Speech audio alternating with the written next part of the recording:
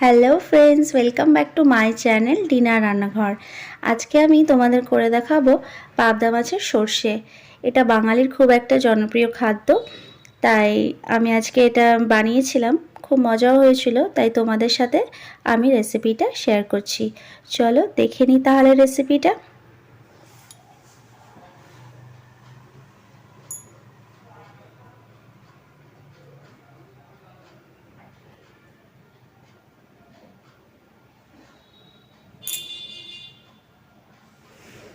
এখানে আমি 6 পিস মতো পাবদা মাছ নিয়েছি, আর নিয়েছি সাদা সর্ষে, কালো সর্ষে আর পোস্ত আর কিছু কাঁচা লঙ্কা।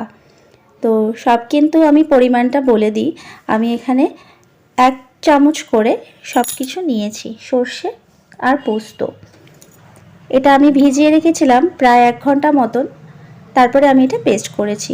এখানে আমি একটা প্যান নিয়েছি, ফ্রাই প্যান। তার মধ্যে আমি সর্ষের তেল দিয়ে নিলাম।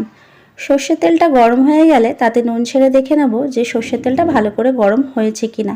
তারপরে একে একে পাবদা মাছগুলো এইভাবে ছেড়ে দেবো, কারণ পাবদা মাছটা খুব নরম হয়।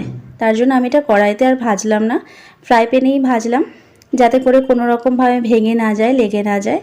তো তাতে আমি নুন আর হলুদ প্রায় আধা ঘন্টা আগে আমি মাখিয়ে রেখেছিলাম। তো এইভাবে খুব আলতো হাতে খুন্তি দিয়ে কিন্তু আমি একে একে মাছগুলো উল্টে নিচ্ছি। যখন আমি মাছটা ছাড়বো তখন কিন্তু গ্যাসের ফ্লেমটা অবশ্যই লো করে নেব। তো তোমরাও করে নিও। তো এইভাবে মাছটা ভেজে নিয়েছি, খুব বেশি ভাজার দরকার নেই। এইভাবে হালকা এপিট ওপিট করে ভেজে তুলে নিলাম। তারপরে এখানে আমি আবার কড়াই ইউজ করেছি, আর সেই তেলটাই আমি কড়াইয়ের মধ্যে দিয়ে নিয়েছি। তারপরে দিয়ে নেব কালো জিরে। কালো জিরাটা একটু ভাজা হয়ে গেলে তাতে আমি দিয়ে নিয়েছি 1 চামচ আদা কুচোনো। সেটা একটু ফ্রাই হয়ে গেলে তার মধ্যে আমি এই সময়তে তেলের মধ্যে কিন্তু হলুদ আর লঙ্কার গুঁড়োটা দিয়ে নেব, তাতে কিন্তু কালারটা খুব সুন্দর আসবে। তোমরা এই ট্রিকটা দেখো করে, অবশ্যই ভালো আসবে। তারপরে এখানে 2টো টমেটো নিয়ে আমি সেটা পেস্ট করে নিয়েছিলাম, যাতে মশলাগুলো জ্বলে না যায়। তার জন্য আমি টমেটো পেস্টটা এর মধ্যে খুব শীঘ্রই দিয়ে দিলাম। তারপরে দিয়ে নিচ্ছি সামান্য একটু লবণ, যাতে টমেটোটা খুব তাড়াতাড়ি গলে যায়, ভাজা হয়ে যায়। আচ্ছা, তোমাদের যদি আমার রান্নাগুলো ভালো লাগে তাহলে অবশ্যই লাইক কমেন্টস করে জানিও আমার রান্নাগুলো কেমন লাগে তোমাদের।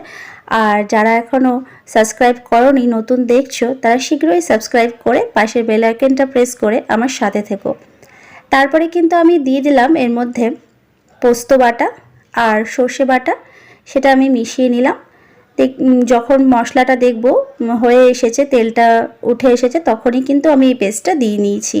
তারপরে যে মশলা লেগে থাকা যে বাড়িটা ছিল, সেইটুকুই জল আমি এর মধ্যে অ্যাড করে ভালো করে কষিয়ে নিয়ে তারপরে জল অ্যাড করলাম।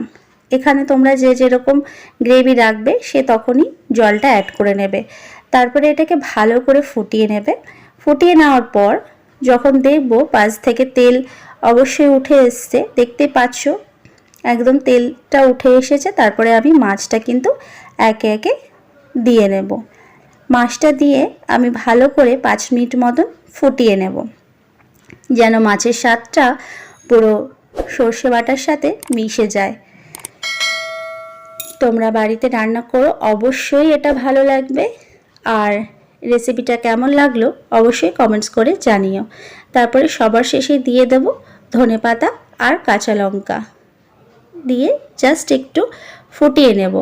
এখানে একটা কথা বলি যে আমি কিন্তু আর খুন্তি ইউজ করছি না, কারণ মাছগুলো জানো খুব নরম, আর এখন এই সময় খুব নরম হয়ে এসছে, তাই এভাবে নাড়িয়ে রেখে দেবো। আমার রান্নাটা কিন্তু একদম রেডি। Thanks for watching.